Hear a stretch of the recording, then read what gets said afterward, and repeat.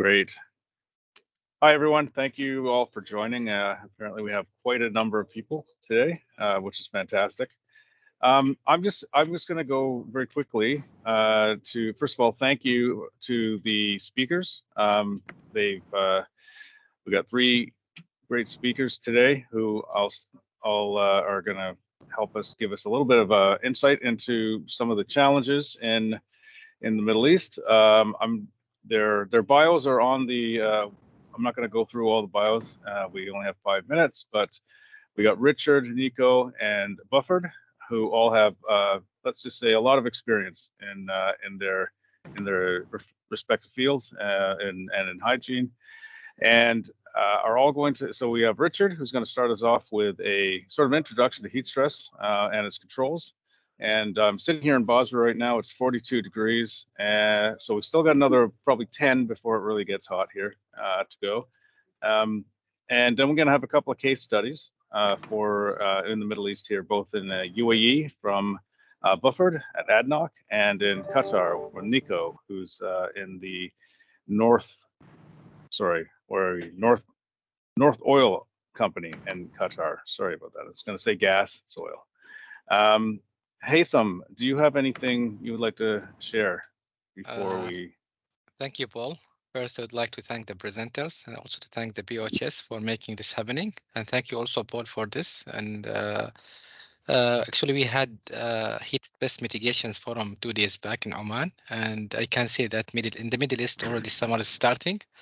So the most of the comment we get it from the audience is that we have the standards, we have the guidelines, but the implementations is not really happening there in the realities. So hope you all enjoy this presentations, and we are here to learn from the expert as well. Thank you, Paul, for that. Great, Richard. I'll hand it over to you. Thanks. Thanks very much, Paul. Thanks, Haytham. So my name's Richard Topless. I'm a chartered occupational hygienist based in the UK. Over the last 12 or 13 years, I've spent quite a lot of time working in the Middle East and learnt a lot about the heat because it's not something that a lot of us from the warmer parts of the world, the colder parts of the world, like the UK, really understand. So it's been interesting to learn about that and experience that. So I've just come back from Rumaila in the south of Iraq, so similar location to where Paul's joining from today. And I know, looking at the list of names, I know I've got some Iraqi colleagues that have joined. It's been a real pleasure to work in the Middle East and meet people from Iraq, Oman, from Saudi Arabia, from the UAE, and it's great to see occupational hygiene developing as a profession in the area. So thanks very much to Paul and Haytham for doing something that I've been thinking really needs to be done for a while, which is to set up this Middle East forum under the BOHS support banner, and there's a lot of good occupational hygiene work going on in the Middle East. From a heat stress point of view, it's a very obvious hazard, and you can just see from the temperatures on the weather forecast when I arrived, about 3 weeks ago. It's a very hot place to work, which so it's a very obvious hazard, but like Haytham just said, we don't always have the controls in place as well as we should. So to start us off, it's worth just thinking about what heat stress actually is. We talk about heat stress and the management of heat stress, but what are we trying to manage? And really, heat stress is about the total heat load on our workers. And it's important to always bear in mind what adds to that heat load. So what is it that gives the overall heat load? We tend to think about this in environmental parameters, and the four main environmental parameters that that can be changed or that vary are the simple one, the one that was on that weather forecast before, which is the air temperature, the radiant temperature, or the sometimes we refer to it as globe temperature because of it being measured with a globe, but the radiant heat, the air movement, air velocity, wind speed if we're outdoors, sort of the air movement that's generated if we're indoors, and humidity. So the relative humidity in the air, the amount of moisture in the air. Now, the main way that we lose heat from our bodies is by sweating. So we produce sweat on the surface of the skin, and if that sweat is free to evaporate from the surface of the skin, it helps us. That's the main way that we can control our body's temperature. So these factors here, particularly the humidity and the air velocity, can have a big impact on how well we can evaporate sweat from the surface of our skin. If it's very high humidity, that becomes much harder. The sweat won't evaporate in the same way. If there's very little air movement, there'll be less evaporation of the sweat from the surface of the skin. So these parameters are very important in how significant the heat load is on our workers. Then we have the two main factors that can then have an influence are the clothing that the worker needs to wear in a given situation. So if we're in our leisure time and strolling down the beach, we may wear a pair of a very light shirt with long sleeves to cover us up and keep us cool, and a pair of very lightweight long trousers, keep us nicely covered up and nice and cool. If we're pulling contaminated tubulars out of a workover well, then it adds in a lot of additional clothing that needs to be worn to protect us against the other health hazards that we're potentially exposed to. So in this case, he's got a big heavy pair of gauntlets, a dust-proof, fairly impervious disposable suit, heavy sort of rigger boots to protect his feet. He's wearing an FFP3 filtering face piece respirator, a hard hat, safety glasses. These things all add to the body's burden, which increases the overall heat load on the body. And the other very important variable is workload or metabolic work rate. So how hard are our workers working? The more physical the job, the harder they're having to work, the higher the heat load. So in some cases, we can do things to manage all of these, to control all of these, but in many cases that isn't possible. The other variable that's worth just touching on, I'll talk about it a little bit more later, is acclimatization. So the way that our body deals with the heat does modify a little bit with time once we're exposed to regular high temperatures. This isn't particularly of any consequence to people that have always lived, that live and work continuously in a hot location. There may be a little bit of acclimatization at the start of the hot season, but that tends to be quite minimal. It's more significant in people that are coming from a very typically cold environment straight into a hot environment. And we have to understand that people's physiology doesn't instantly adjust to take that into account. So What are we trying to manage? What are we trying to prevent? So the most common acute illnesses that occur due to exposure to heat, ordered here in increasing severity. So we might have heat rash, changes to the skin, prickly heat, discomfort caused by the heat, the increased sweat rate, might give us a rash on the skin. Heat cramps. One of the things that happens as soon as we're exposed to the heat is we sweat more. We sweat out lots of fluid very quickly. In some circumstances, it can be hard to put in as much as is being sweated out, and we can end up dehydrated. That has a big impact on increasing the amount of cramp that we can get in the muscles of the body, and particularly in the larger muscles that are working hard.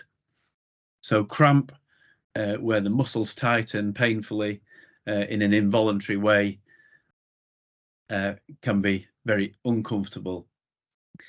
The third one, and really we're getting more serious in terms of potential consequences, heat syncope or basically fainting. So this is more common in static workers that don't move around very much.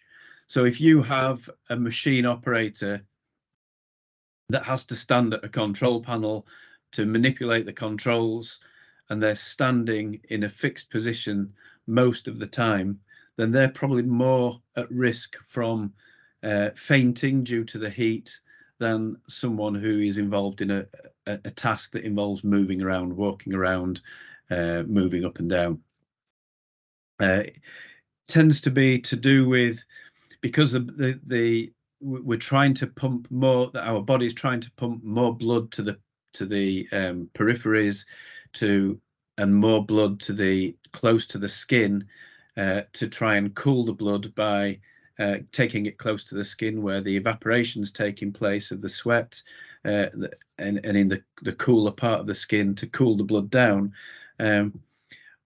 We end up with reduced blood flow to the brain, which triggers a faint. And obviously this can have serious consequences if someone falls and there's machinery around, or hard surfaces, hard objects to impact on. Then we get to heat exhaustion. So with working in the heat, we're sweating a lot, we're losing a lot of water, we're becoming dehydrated. This leads to heat exhaustion. We'll look at this in a bit more detail. And then the last health effect, and the one that we really need to completely avoid happening as much as possible, well, you know, at all costs really, is heat stroke. And with heat stroke, our body is going out of control, and we'll go on to look at that in more detail now. So heat stroke is where we get thermoregulatory failure. So basically our core temperature needs to stay at around 37 degrees C. All our body's reactions, our enzyme reactions, all this sort of thing happens effectively at 37 degrees C. Go too low or too high, then our body stops working correctly. Our physiology won't work correctly.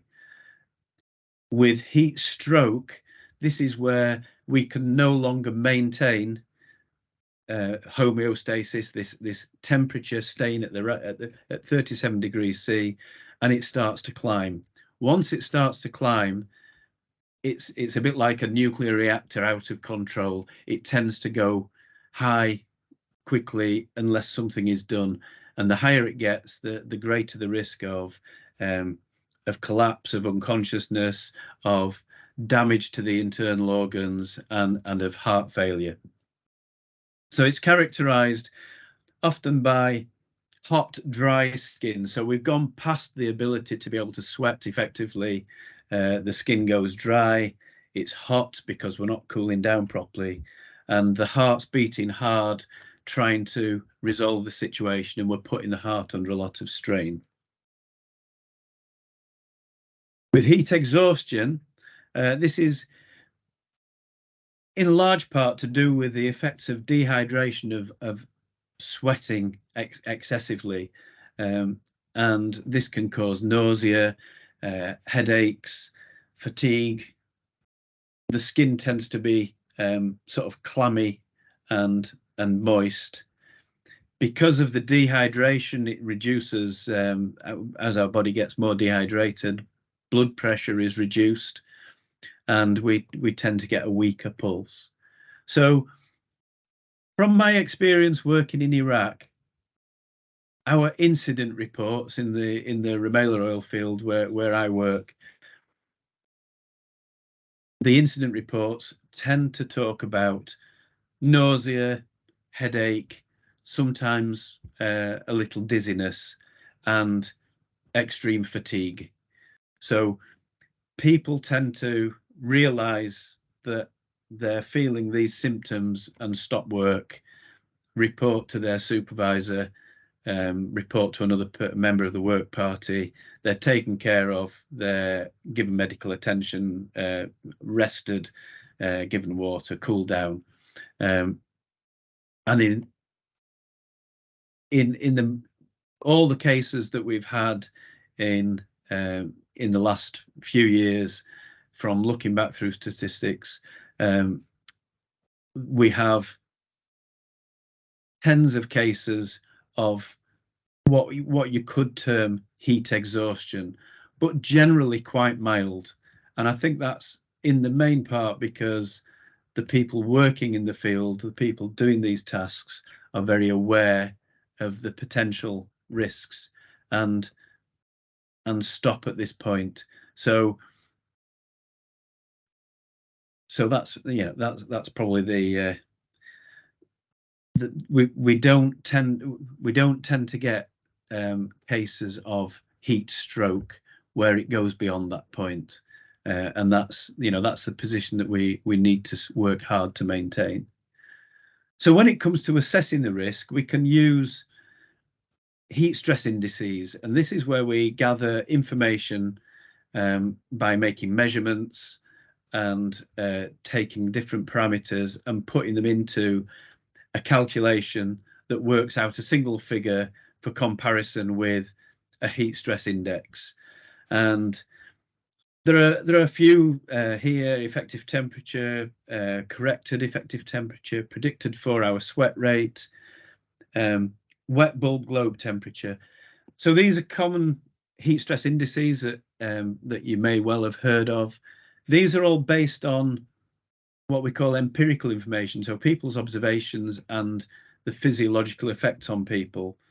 The one that's used most commonly is probably WBGT, and to a large part that's because it's relatively straightforward to use, and the ACGIH, the American Conference of Governmental Industrial Hygienists in the States that developed this system, produced quite good guidance on how to apply WBGT. It's a simple set of measurements: wet bulb, globe temperature, and air temperature, and those parameters are taken into account. It's very easy to get an instrument these days, an electronic instrument that will give you a direct reading, and we can then compare it with the threshold limit value and the action limit. So these tend to be, WBGT is one of the common heat stress indices that's used. We can then go on to more theoretical indices that are based on the heat balance equation, which is to do with the amount of heat in and heat out of a body, of a person, heat stress index, required sweat rate. TWL, thermal work limit, is used quite commonly in the Middle East. It was introduced to be used on a regulatory basis by the Abu Dhabi Health Board, I believe, a while ago. And then predicted heat strain. And predicted heat strain, based on an international standard, ISO 7933, involves being able to calculate, include a lot of other parameters, things like more detail on clothing, work rate, a person's body weight, body mass, things like that, that help to refine the risk assessment. TWL, when we measure the TWL level, it gives us an idea of what the level of risk is and what controls need to be put in place at those levels. So there's lots of guidance out there on using these different heat stress indices. When is it actually practical to use those? So in the Rumeila field, for example, we've got, on a daily basis, there might be workers working at 200 different work locations around the field. There might be 2 people on one work location and 1,000 on another. If we're doing a turnaround, there might be 1,000 people on site, all cracking on with lots of different operations, all with different metabolic workloads, different clothing parameters. As far as qualified industrial hygienists are concerned, we've got 3 in the field. You know, we might have some contractor expertise and such like, but to start going through a complex heat stress risk assessment using heat stress indices for all these workers all the time tends to be quite impractical. So what we need to do is try and focus on high risk tasks. So if we know we've got a task where it's going to be very difficult to control the heat stress risk, we should be carrying out a more detailed risk assessment there, and documenting that in more detail. In practice, though, and I think Haytham sort of said this right at the start, control is often going to be the most important thing that we should concentrate on, because we know that there's a high level of heat stress likely in the Middle East. We often know that there's a significant risk there. The thing we need to concentrate most on is applying the hierarchy of control and trying to reduce that risk. Hopefully you're all familiar with the hierarchy of control, starting with the most effective control at the start, which is eliminate the risk altogether. Just don't do the work. You know, that's great if that can be achieved, but often that's very difficult. Down to the least effective type of control, which would be personal protective equipment. For an example of substitution, in the Rumeila field, we've almost completely eliminated the use of pick and shovel for excavation. So having a work team using shovels to shovel the soil out of the ground to expose a leaking pipeline and that type of scenario, or to dig a trench to lay a new cable, we've pretty much eliminated the use of hand tools to dig trenches and things. That process has been replaced by hydrovacking, where we use a water jet and then vacuum to vac out the loosened material, and that's taken away a very high metabolic work rate task, which is, you know, manually digging a hole. From an engineering controls point of view, we can do things like using localized cooling. So we can use a large evaporative cooler to blow into a work area. In this case, guys have got to go into a vessel to clean the inside of the vessel and to repair the internals in there. And we can rig up an evaporative cooler that blasts a large volume of cooled air through the chamber of the vessel and out of the top manway and the manway on the opposite end. One of the things that's really important in the Middle East and applies in lots of work scenarios is self-paced work. And really, it's a bit of a mindset and an attitude of people that live in hot places. Don't force yourself to work continuously and work hard at high metabolic rates. If it's too hot, take a rest, get into the shade, cool down, slow down, do the work slowly. And this can be a problem with expats. Sometimes expats from cooler parts of the world that come into the Middle East, inexperienced, don't really understand the area, and think that people are standing around not working very hard, when actually that's one of our main controls in hot working.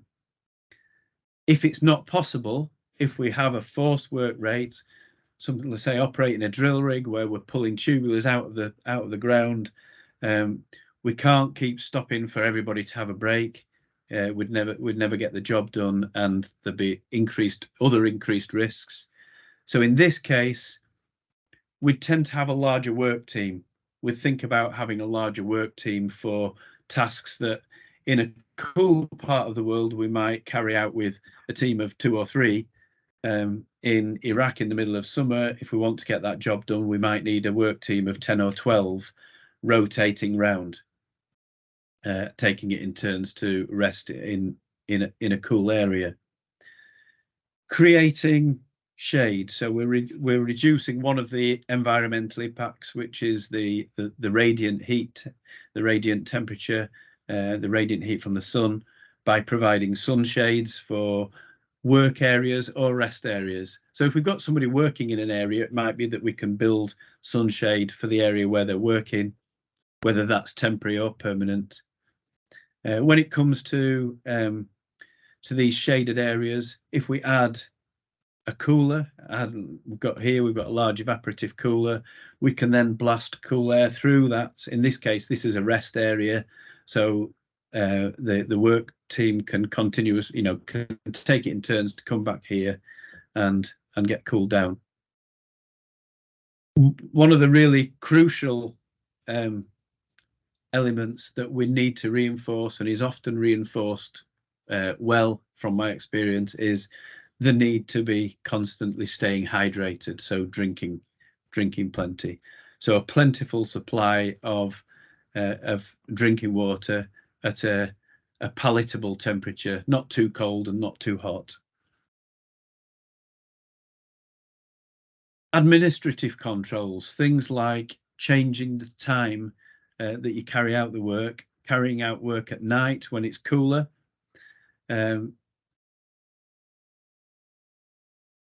And conscious of the time, so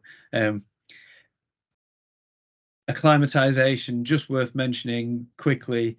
It doesn't tend, acclimatization is less of an impact usually for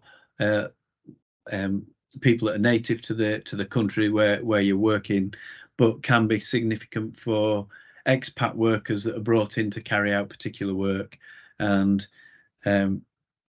less likely to be knowledgeable about the symptoms and understand the way that they're feeling in the hot conditions. So that adds to the risk, maybe with a bit of an attitude that they need to get the job done because they're only there for a short period of time.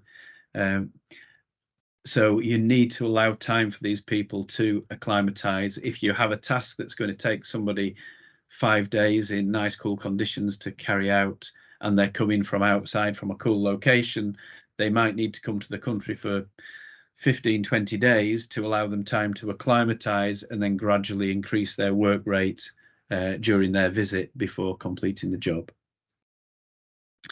Can't emphasize enough training and supervision, even when people are used to working in these sort of conditions, reinforcing the risks involved, reinforcing the feelings that you get when you start to be affected by the heat, and letting people know that they need to stop work and seek shelter, cooling shelter, and take a break, take a drink, and supervise that well. Things don't always go according to plan, so bear that in mind. Our risk assessments need to be flexible. We need to be able to adjust to conditions, and if the level of risk does suddenly increase, we need to stop, take a breath, reassess the situation.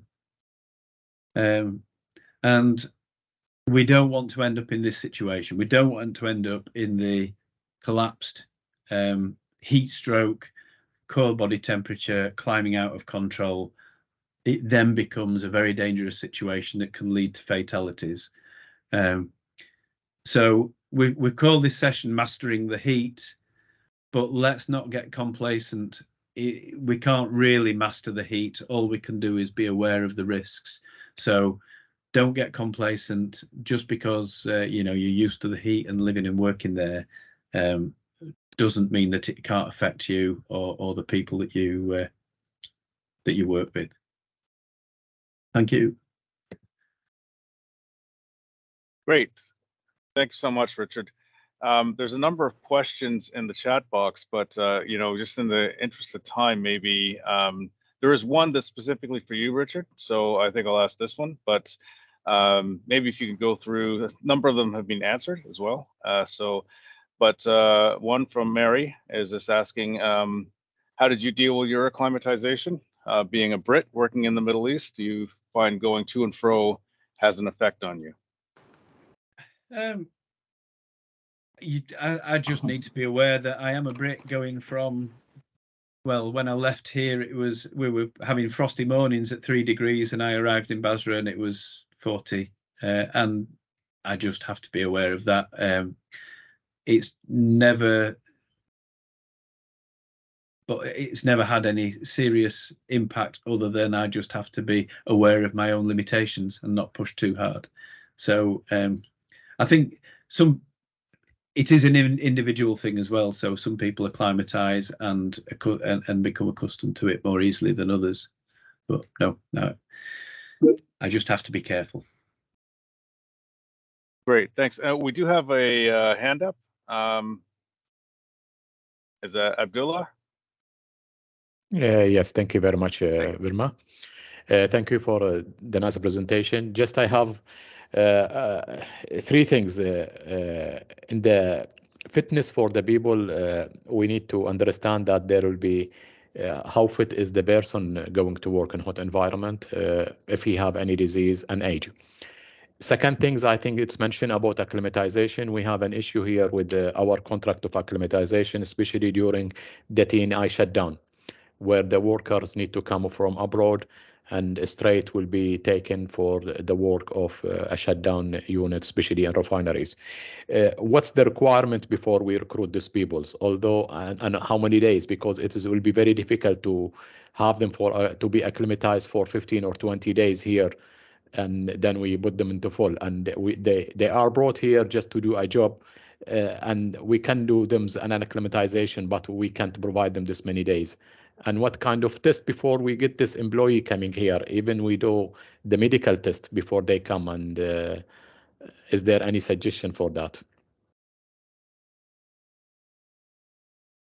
Yeah, well, I think you've sort of answered your own questions in a way, in that it is very difficult in the, you know, in the work, in that sort of working environment, to give people sufficient time. I think the main control has to be in monitoring the situation closely. If we're putting people into a high risk situation where it's difficult to have self-paced work as well, which it often is on turnarounds, then we need much closer supervision. We need a higher degree of supervision, possibly even medical supervision, where we're measuring physiological parameters of the personnel that are at work, particularly in the most high risk jobs. Somebody's just put something in about wearables, which wearable devices, which might well start to be more helpful in these situations as well. Okay. And I think we have one other hand up, Haji. Haji, you have your hand up?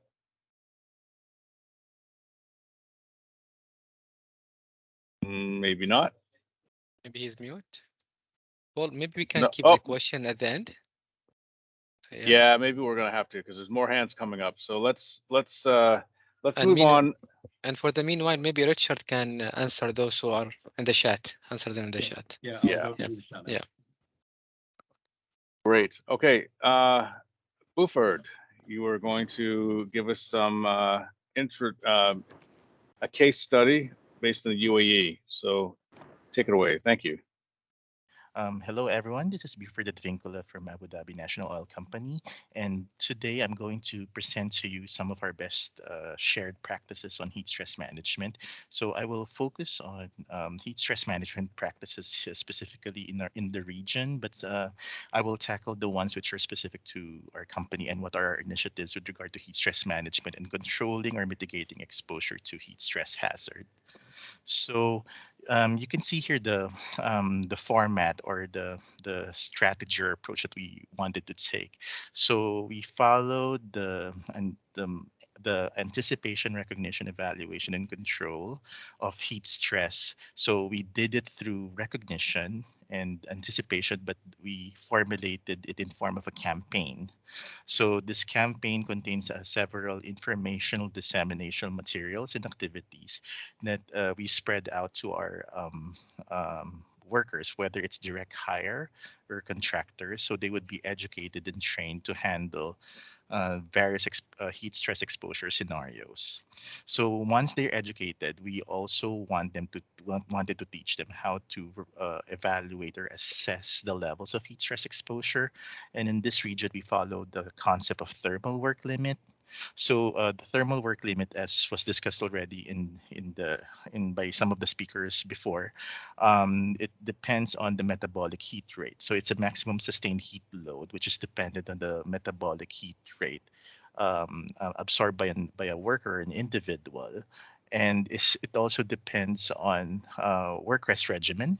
It also depends on hydration rate of the worker, and it is the two criteria or scenarios that has to be satisfied is you have to make sure that the core body temperature is retained to lower than 38.2 degrees Celsius, and your dehydration or sweat rate should be lower than 1.2 kilograms per hour.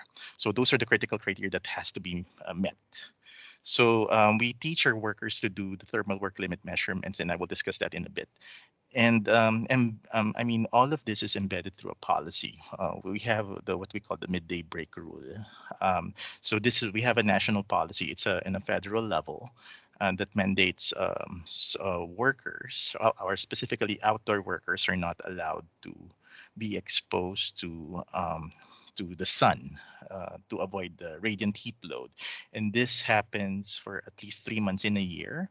And this is occurring during June 15 to September 15 in the hours of 12:30 in the afternoon up to 3 in the afternoon. So this is the embarking policy that encompasses all heat stress management policies within the country. And aside from that, we will also discuss a little bit on heat stress control measures, common measures that we adopt here in our different sites and facilities on how we mitigate exposure of our direct hires and contractor workers to heat stress exposure. Aside from that, we also have the leadership commitment. So we have our site supervisors and managers, and we conduct the effectiveness of the heat stress management through the leadership site visits. We also have walkthroughs, and we also have unscheduled audits. So we at times the site supervisors, managers, or someone from senior management would go over randomly on a checklist, the heat stress management system checklist, and would go over to see how these measures are reflected on site and how effective it is. So another one would be this is the critical one where we engage with the key site and contractor stakeholders, and because we have a very large contractor workforce, it can amount to as much as 100,000. And they come and go. So it's critical to make sure that these workers have been screened and acclimatized to the environment here, especially during the months of June, July, August, September. So once they undergo the heat screening, they would undergo the acclimatization process process if they are not acclimatized. So it's a step-by-step approach. And it's usually within the period of 7 to 10 days until they are accustomed or attuned to the thermal work environment that they're exposed to. So I think these are the critical elements that play into our program. And we roll this out annually, and we've been doing this for at least 5 years or more. So to start off with the campaign, as you can see here, we have different informational materials available. We have posters, as you can see here on the far right figure, and we post it across all the sites and facilities, whether it's in buildings of direct hire employees or buildings of contractor employees. And we also have selected Beat the Heat ambassadors, so to speak. And these ambassadors are dominated by the vice president of their HSE team, and they are responsible for disseminating relevant information from supervisor level to the line level. So what does Beat the Heat ambassadors do is they conduct train-the-trainer sessions to appropriate supervisors or line managers, and particularly in the production and the maintenance side. And these supervisors are responsible to echo it to their employees. So we have a informational pack of training materials available. We also have roll-ups, and we also have videos and animated videos specifically to make the learning more interesting and as we adapt through the digital age. In fact, going back to posters, we even have posters of how the color of the urine. So we call it the urine color chart. And the more yellowish the color of urine, the more it's an indicator, a signal for the worker to hydrate himself or herself. So we even post this in bathrooms across the direct hire and the contractor's site facilities. And for the assessment, as I've mentioned earlier, we have the thermal work limit measurement. So we follow this was, if you could recall, this was an Australian standard, actually. This was developed by Dr. Graham Bates. And in UAE, for example, United Arab Emirates, particularly in the Emirate of Abu Dhabi, our Ministry of Health is involved in this one. They take the lead in disseminating that we should follow the standard of thermal work limit in measuring or gauging heat stress levels. There are other, as discussed by the other speakers, there are other measurement methods like heat stress index and WBGT, or the wet bulb globe temperature. But for this one, they chose this because it encompasses several parameters which they think is more effective, such as the radiant heat, air velocity, the air temperature, the dry bulb temperature, and the globe bulb temperature, which accounts for radiant heat. And but it's expressed in it's correlated in terms of the metabolic rate. So there's an equation, a complex equation actually, by Graham Bates, which he developed on how he related these environmental factors and express it in terms of metabolic heat rate, which is absorbed by an individual when exposed to heat stress. And this also is correlated with a specific work rest regimen. And it's also correlated with the rehydration schedule required for the particular worker to drink some water to make sure that he doesn't lose, he stops the loss of electrolytes from his body. So you can see here it's divided into risk colors, so green, yellow, and red. So we don't like to see the red one, which is it says here TWL is less than 115. But the main gist of this thermal work limit chart is you were still advised to continue the work even though you go below 115, but it should be risk-based. When you say risk-based, the worker or the line manager or whoever is in charge of the production or operations area, especially if it's critical or essential work activity, they would be responsible to monitor their employees and follow strictly the work rest schedule and make sure the assured availability of water supplementation with their employees, and follow the mandatory breaks required, this depends if it's a light work or a heavy work. So I think for this one, this is, I think, the main. I could consider this as the main gap, because the thermal work limit doesn't lobby for a black zone. Although in some of our group companies, they have their internal black zones. Like for example, if you hit 70 as the thermal work limit level, everything stops, all the work stops. But if you compare this with heat stress indices like a HSI of 54, followed by the National Oceanic Atmospheric Administration, all the work stops. So, but in this case for thermal work limit, it's a risk-based heat stress assessment. So we give the power or authority to the production line or operations team to decide on how they should continue the work, but it's guided by strict work rest regimen, by strict heat stress controls that should be implemented across the work site if they decide to continue the activity to be done. And this applies to, as I've said, critical and essential activities. This is the copy of the midday break rule, and this is governed by we have a ministerial decree 401 of 2015. You can Google it. It's available online, especially in the International Labor Organization website, but it just gives you an idea that we have a policy framework in place. I'm not aware of the other countries, but this is quite a powerful tool, powerful piece of legislation, because there are fines and there are penalties involved. And the Ministry of Health and Prevention enforces this and implements this and makes sure that all the industrial establishments who have workers who are assigned outdoors to follow this strictly. Otherwise, they will face severe penalties. So you can look at it. You can look it up at your own time. And so because if we don't have a strict policy in place or implementation in place, then there's limited power in enforcing the heat stress controls. So this is one powerful administrative control tool which is embedded in the policy itself that requires mandatory stoppage of work, especially outdoor work, at a certain between 12:30 to 3 p.m. at a certain 3-month period during the summer. And these are some of our heat stress control measures. If you go through our sites, we have forest cooling systems like localized spot coolers. We make sure that we have in our porta cabins or shelters, we have air conditioned shelters, which is at strategic locations. When you say strategic locations, this is a location that was selected in such a way that majority of the work activities or simultaneous operations happen.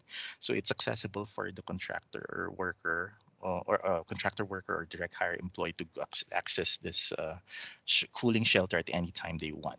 In fact, we also have buses that are air conditioned in such cases, like in remote onshore areas where shelters are not found. We make sure that buses are provided, air conditioned buses, where the worker can stay and relax and rest, especially during the mandatory midday break rule of 12:30 to 3 in the afternoon between June to September.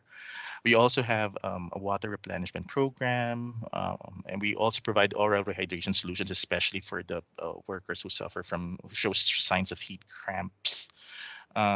And we, for administrative controls, we have as I've mentioned, the checklist, the heat stress site assessment checklist. So this can be used by any employee to make sure that his colleagues or her colleagues are adopting strictly to what is required for heat stress management.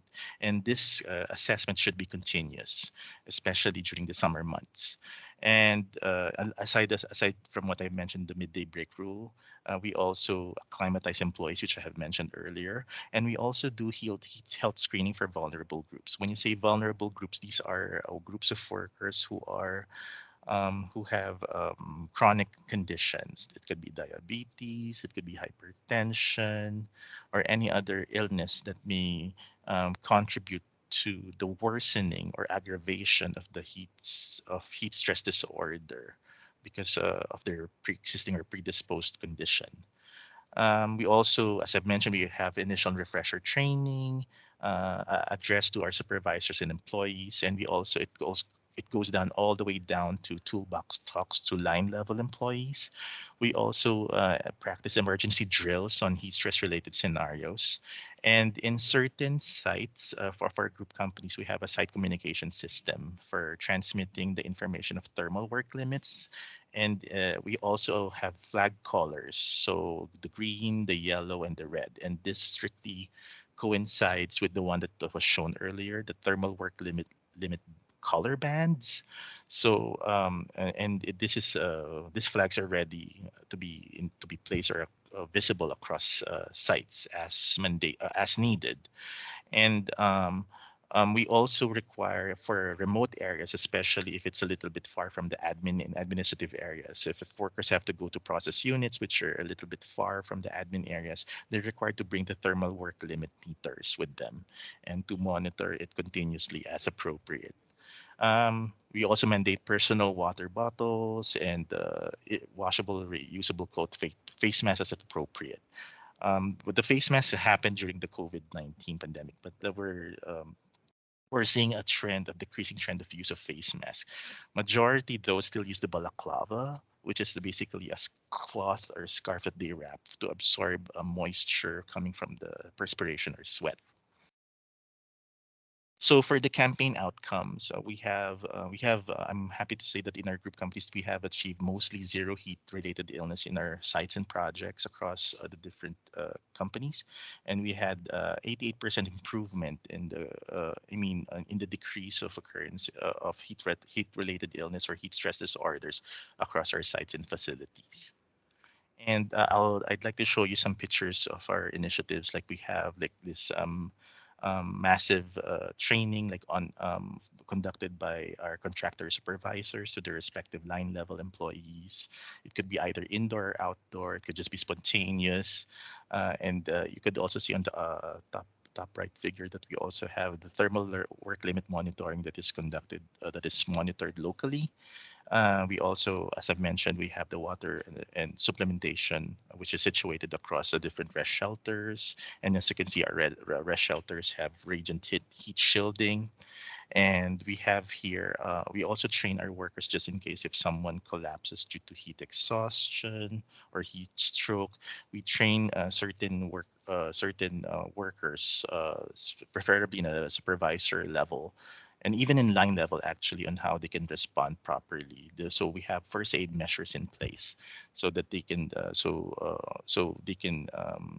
easily do a stopgap measure before the heat stress disorder worsens, and then they will call a medic who will subsequently call an ambulance to respond to the employee who felt down or who was down because of a particular heat stress exposure scenario. And as I've said here, we have flags here, which is in this case, like for example, thermal work limit is low, which means it's above 140. So that means it's safe, and you have to practice a 45-minute work, 15-minute rest work regimen, and also to make sure that you have the water provided at all times with employees and employee buddy system. So I guess that's it. If you have, this is just a rundown or a snapshot of how we manage heat stress in our workplace, and I hope you've picked up some insights that will be useful also for your respective companies and establishments as well. And with that, thank you very much for listening, and thank you for taking the time and the opportunity for listening to me to share some of our insights here in our company. Hopefully that you could apply also in your respective companies and establishments. Thank you very much. Nico, go ahead, please. You're going to Yes. give us some case study for Qatar. Is that correct? I hope That is correct. Yes. All right, excellent. So thank you. I will speak on our experience from Qatar. In Qatar, we work with the WBGT method. So all our work and rest times are based on the WBGT we measure on site. So to give you an idea, you see here the peaks we had in 5 years time. Are you sharing? Because there's I don't see a screen. All right, I see you. Just see you. That's already good, but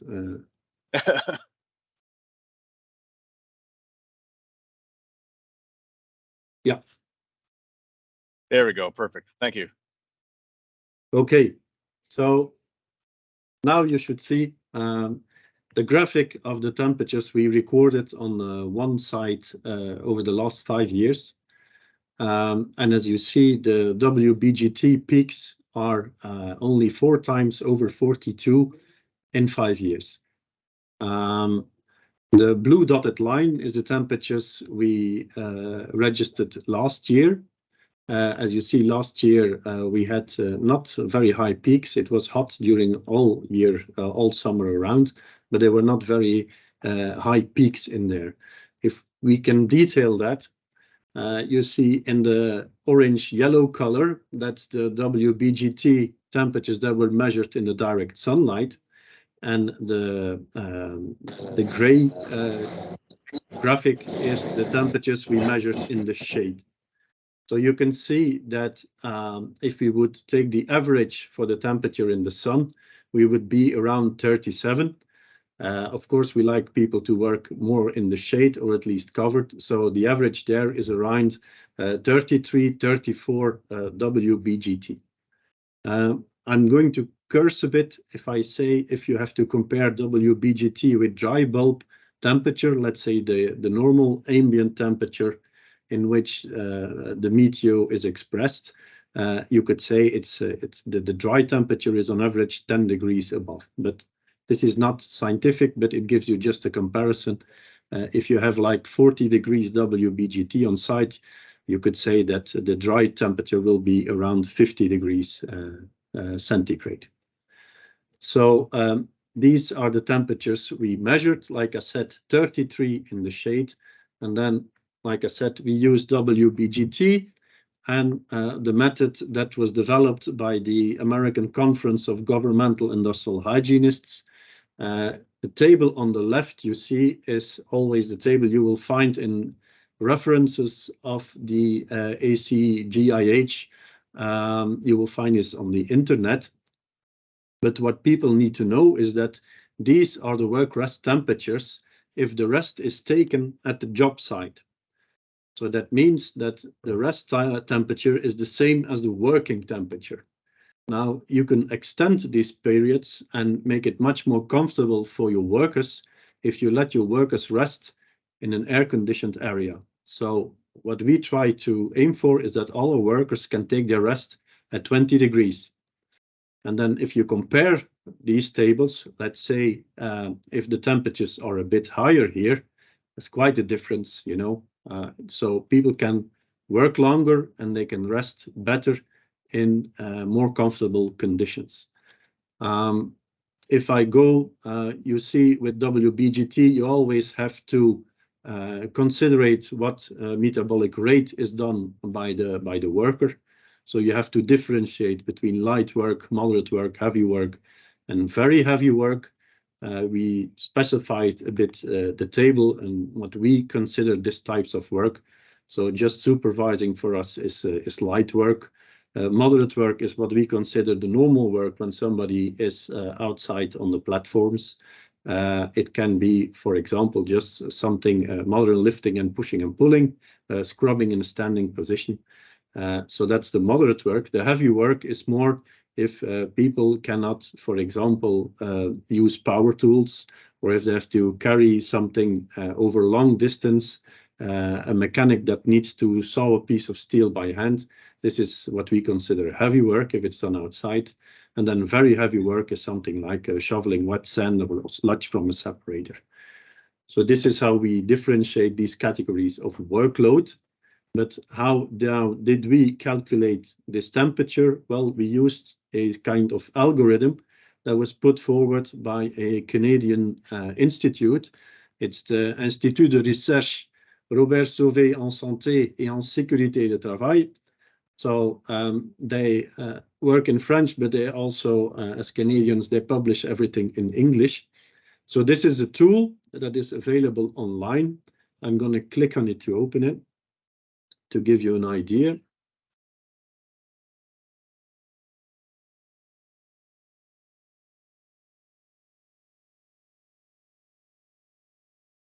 So you will see that the first page is in French, but do not panic. There's a button here to change the language.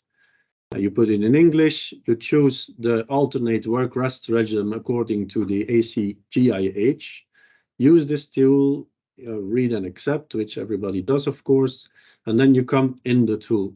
So what you can put here on the left in the tool The temperatures are in degrees Celsius, but you can also calculate it in Fahrenheit. Is, for example, if you measure your temperature, let's say it's 36, your WBGT, your rest temperature, what we want in an air-conditioned area is 20. And then the workload, usually it's, when we say it's moderate work, that's 300 watts. There's a tool here to recalculate that in kilocalories, but you just have to multiply by 0.86, and then it's 258 calories. And what you then see here is the tool that if people would work 1 hour in a row, this is not acceptable.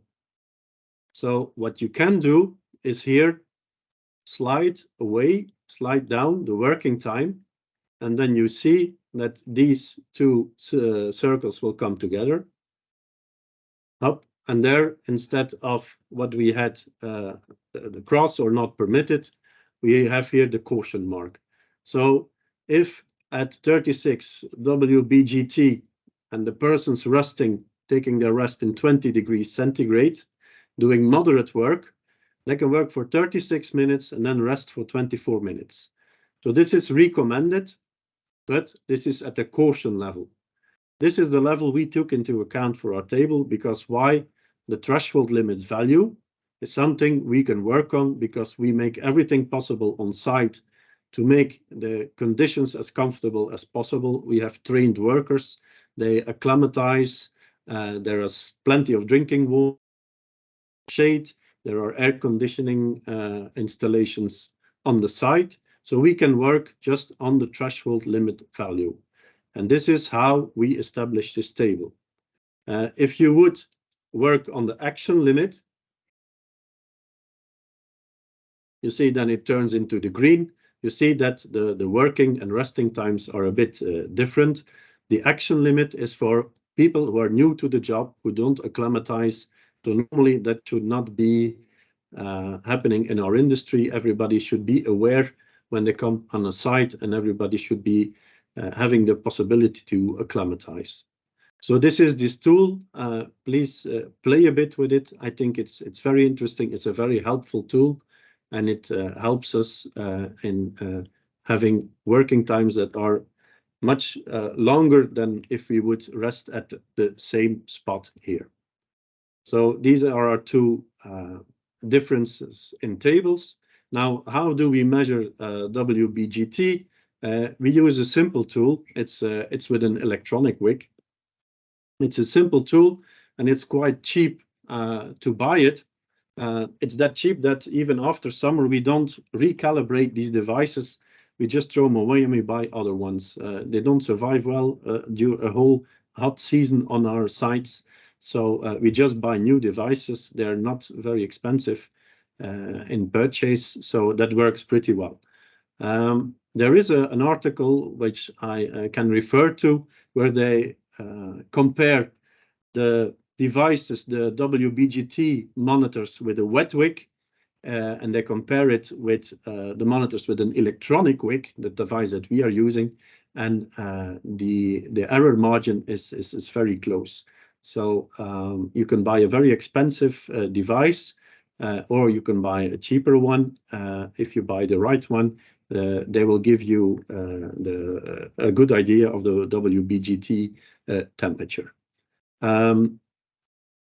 Just one thing, with WBGT, you also have to take into account what clothing persons are wearing. You will always find discriminative factors, like if somebody is wearing a cam suit, you should add +11 to the temperature. What we also put in our procedure is that we do positive discrimination. If somebody, for example, is wearing an evaporative vest or a phase change vest, those are the type of vests where people put in kind of cooling elements. If you measure on site, let's say WBGT at 36, we would say now the temperature is 35 and you have to take into account the work rest according to this temperature. So that is positive discrimination, and that is something normally you will not find. Under ventilated garments, we will consider everything that is air or water cooled. Now, What you have to know, if people put ventilators on site, if they are dry fans, if they blow dry hot air into people, if this air is above 40 degrees ambient air, that means dry bulb air, you will increase the heat load to people. So dry fans, they should be stopped when the ambient air temperature is above 40 degrees. Very important. If not, you will increase the heat load of your workers. So what can you do? You can use water misting fans. Here you see an example of on one of our drilling rigs, but you can also just install mobile outdoor AC units. If, for example, you work on a rig floor, on drilling floor, that is something that can be close to your workers. It's something we do, and that is well accepted. It works pretty well. For our habitats in summer, it is mandatory. All the habitats, they must be attached to an AC unit. So all the intake of the air must be air conditioned. That is very important, and that works also very well. So people can work comfortable the whole time in the habitat. Just to end my presentation here, it's good that we as specialists, we know the difference between heat rash and heat fatigue and cramps and exhaustion and heat stroke.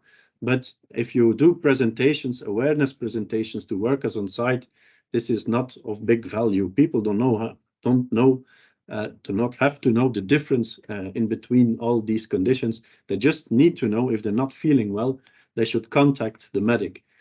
So what I give you an example of two posters we have. We keep it very simple. This is a general poster. The poster here in dark blue on the left, we put on the door of the locker room. So before they go out, we tell them, please know how long you can work and how long you should rest, where you can take your rest in an air-conditioned area, where to find cool drinking water, how to check your urine color for dehydration, and to stop work and see the medic when you're feeling unwell. So this is how we do it in Qatar, and that is working very well. I give you an example. Last year, we had 18.5 million working hours, and we only had 5 first aid cases of heat stress. And all those cases occurred because people did not respect our method. So if everybody would have followed our method meticulously, we would not have had any cases of heat stress. We have like 3,500 people working offshore. So it's a big population we have there, and our protection measure works very well for this part of the world. Yeah. Great. Thanks so much. Yeah, no, that was fantastic. And I'm a bit ashamed to say that I have not looked at that heat stress from the Canadian, my fellow Canadian IRRST, but yes, they do a lot of good work though. I've used them for a number of other things. So, but no, that's looks like a really good scale to use. Thank you. All right, we have a few questions here, so let's get to folks who have their hands up. I don't know who came first, but I'm gonna. Oh, here it says number 1 on here. Laurent, you have a question.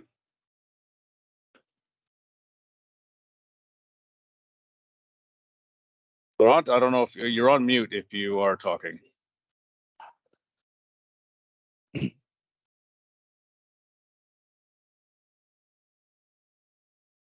No, I think Amen. Oh, sorry. Hagi.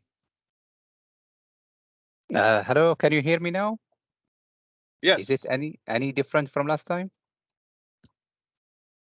I don't know what last time was like. So last time I was talking, but you could not hear me. So this time seems to be better. No, yes. Yeah. So I have one question. Thank you very much for the presentation. Was a really good one. Question for WBGT. It is very clear. There is an equation for under sun, and there is an equation for undershade. So basically, you can utilize the device, both location, and the math is then being done, and it gives you the reality. But what I faced over the previous years with the TWL, does not have this functionality. It has the same equation for under sun and under shade. So basically, if you leave it under sun for long period of time, all the time it max out at 70 in the Middle East temperature. So I find it quite challenging. I had contacted one of the vendors, the manufacturers of this device, but again, what was mentioned, you have to take it where it represents the worker exposure, which means most of the time at sun, which means it will max out at 70 degrees. So any guidance regarding where to place the TWL? Because if we place it under sun, it max out at 70 all the time.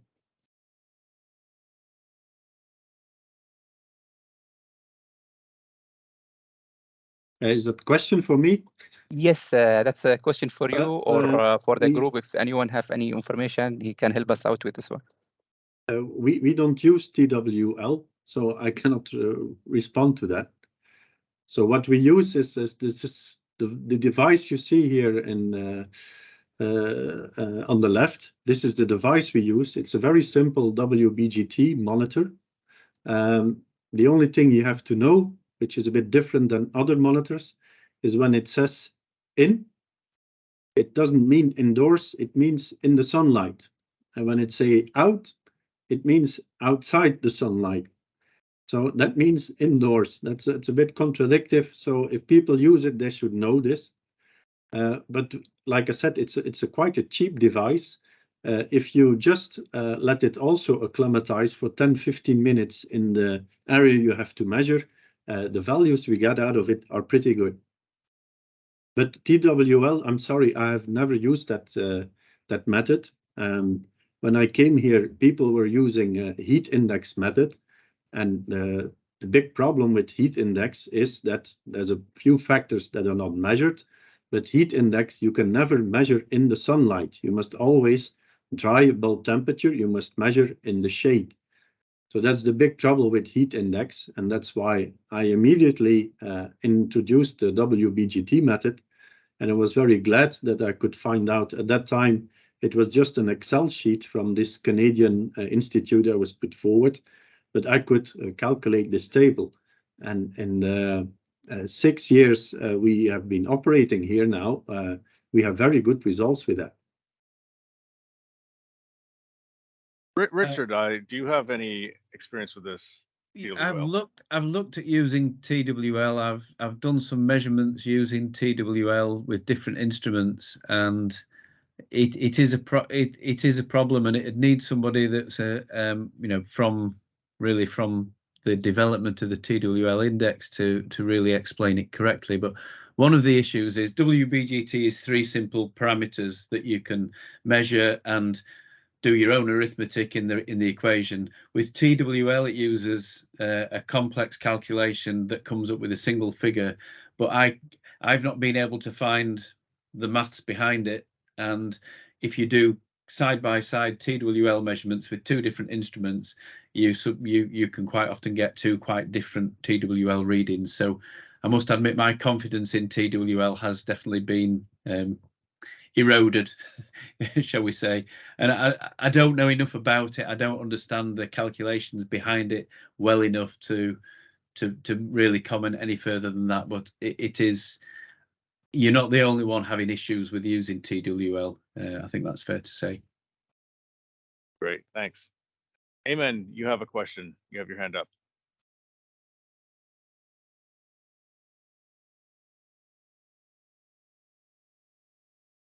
You're on mute, Ayman. For that. Hello? Yeah, we can hear you. Yes, sorry for that. Okay. Anyhow, thank Nico for your presentation. It is well illustrated. My question to you, have you ever tried to use what they call it personal heat stress monitoring devices to compare your results? And as you know, an oil and gas company, especially in our region, I mean, sometimes operators, they have to work in under sun, I mean, under the heat, direct heat.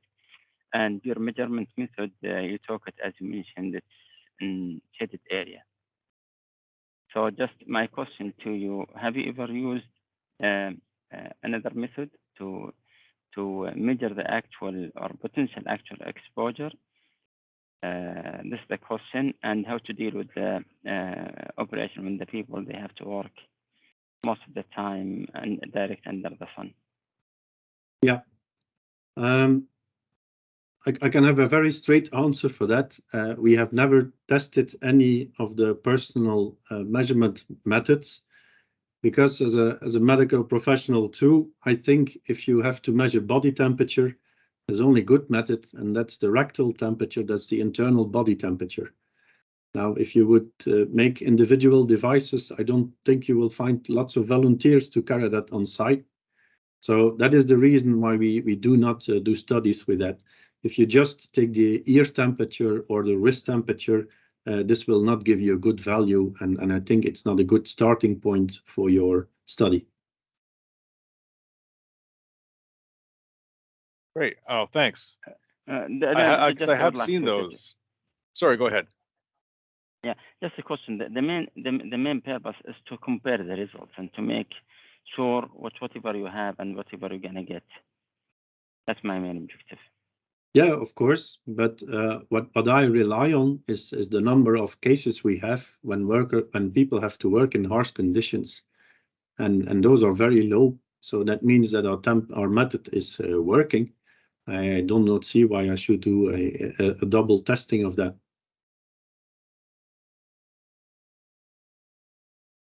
Great. I think we have another question here. Amit? Yeah. Hi, Nick. It was a really great presentation, and the tool you have presented, it was quite interesting. I was talking about the slide which you are presented over here. I just want to understand that is it the difference between the air conditioning resting area and normal rest area, right? In this slide. Yeah. So does it applicable to all the locations? I mean, because the temperatures, air temperatures are always, different at the different locations. So how do you calculate and how do you use this for the real situation in the Qatar? What happened is that every medic from the site will measure the temperature. So this is a mobile device. So he will walk around and he will take the temperatures at the different platforms. If the platform is very big, he will be assisted by HSE superintendents. But it's the medic who walks around and takes the temperature.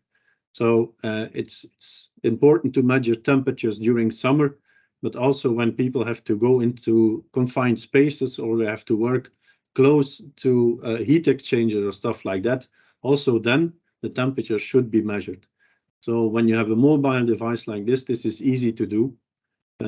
We recommend to do it 4 times per day. That's in our recording tables as well.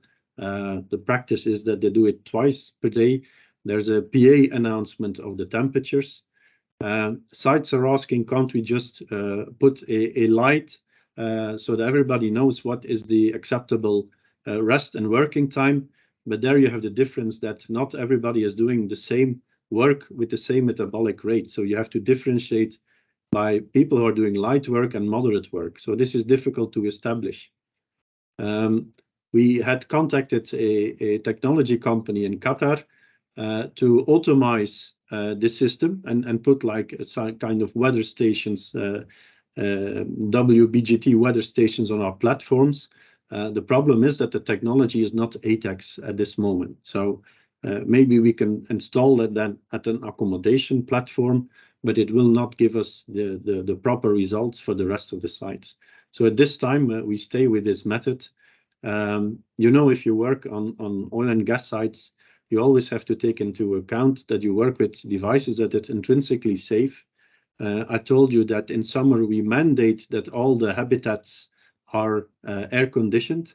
We have a lot of construction going on. We have lots of habitats, and these AC units that are connected to the habitats, you must also know if you buy an AC unit for your house and you want a good one, it will cost about $2,500. The AC units that are ATEX, they cost about $130,000.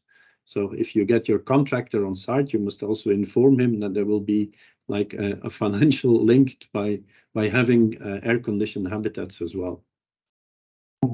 So if I understand correctly, I mean, this is not a fixed table. It can be changed based on the location, right?